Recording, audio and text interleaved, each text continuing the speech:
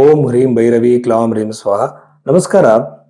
ತುಂಬಾ ಜನ ನನ್ನ ಪ್ರಶ್ನೆ ಕೇಳ್ತಾ ಇದ್ರು, ಸರ್ ನಿಜವಾದ ಜ್ಯೋತಿಷಿನ ಹೇಗೆ ಕಂಡುಹಿಡಿದು ಅಂತೇಳಿ. ನಾನು ಸಿಂಪಲ್ ಆಗಿ ಹೇಳ್ತಾ ಇದ್ದೆ, ಏನಂತಂದ್ರೆ ನಿಮ್ಮ ಜೀವನದಲ್ಲಿ ಹಿಂದೆ ನಡೆದಿರೋ ಘಟನೆಗಳನ್ನ ಹೇಳಬೇಕು.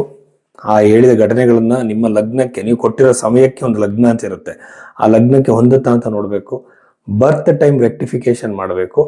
ಅನಂತರದಲ್ಲಿ ಭವಿಷ್ಯವನ್ನ ಹೇಳ್ತಾ ಹೋಗ್ಬೇಕು ಅಂತೇಳಿ. ಸೊ ಇದನ್ನ ಮಾಡೋದಕ್ಕೆ 99% ಜ್ಯೋತಿಷರಿಗೆ ಬರೋದಿಲ್ಲ. ಯಾಕೆಂತಂದ್ರೆ ಬರ್ತ್ ಟೈಮ್ ರೆಕ್ಟಿಫಿಕೇಶನ್ ಅನ್ನುವಂಥದ್ದನ್ನ ಮಾಡೋದಕ್ಕೆ ಬಹಳ ಕಷ್ಟಪಡ್ಬೇಕಾಗತ್ತೆ.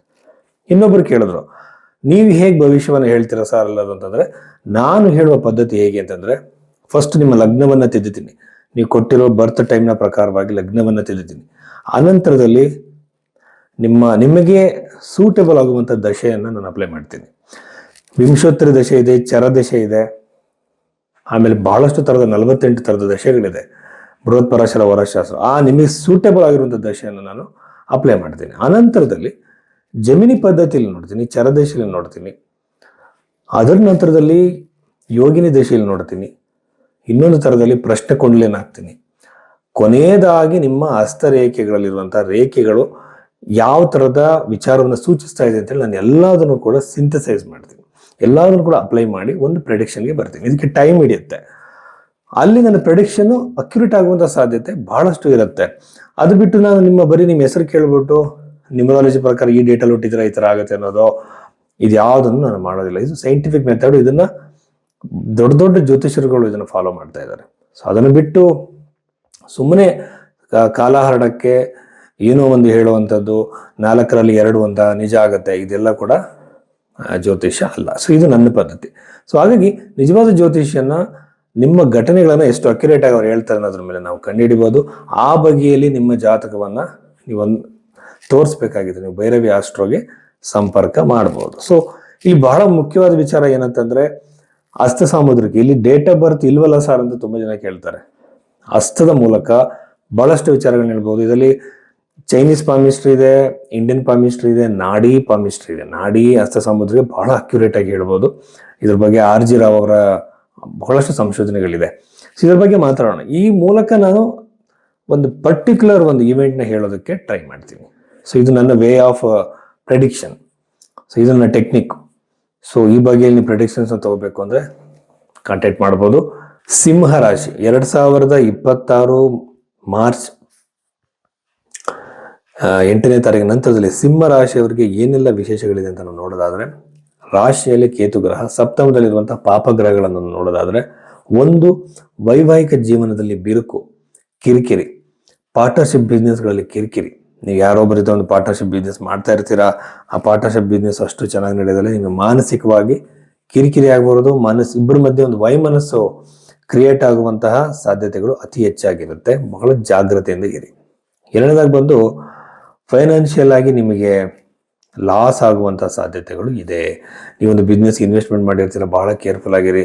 ಯಾವುದೋ ಪ್ರಾಪರ್ಟಿ ತೊಗೊಳಗೆ ಹೊರಟಿರ್ತೀರ, ಅಲ್ಲೂ ಕೂಡ ಕೇರ್ಫುಲ್ ಆಗಿರಿ. ಹಣವನ್ನ ಅನವಶ್ಯಕವಾಗಿ ಕಳ್ಕೊಳ್ಳುವಂತಹ ಸಾಧ್ಯತೆಗಳು ಈ ಒಂದು ಸಿಂಹ ರಾಶಿಯವರಿಗೆ ಹೆಚ್ಚಾಗಿ ಇದೆ. ಆಮೇಲೆ ಬಹಳ ಹತ್ರಕ್ಕೆ ಬಂದು ಒಂದು ಮದುವೆ ಸಂಬಂಧ ಆಗಿರೋದು, ಎಂಗೇಜ್ಮೆಂಟ್ ತರದಾಗಿರೋದು, ಬಿಟ್ಟು ಹೋಗುವಂಥದ್ದು ಆಗುವ ಮೇಲೆ ಕ್ಯಾನ್ಸಲ್ ಆಗುವಂತಹ ಸಾಧ್ಯತೆಗಳು ಅತಿ ಹೆಚ್ಚಾಗಿದೆ ಅಂತ ಹೇಳ್ಬೋದು ಈ ಸಿಂಹ ರಾಶಿಯವರಿಗೆ.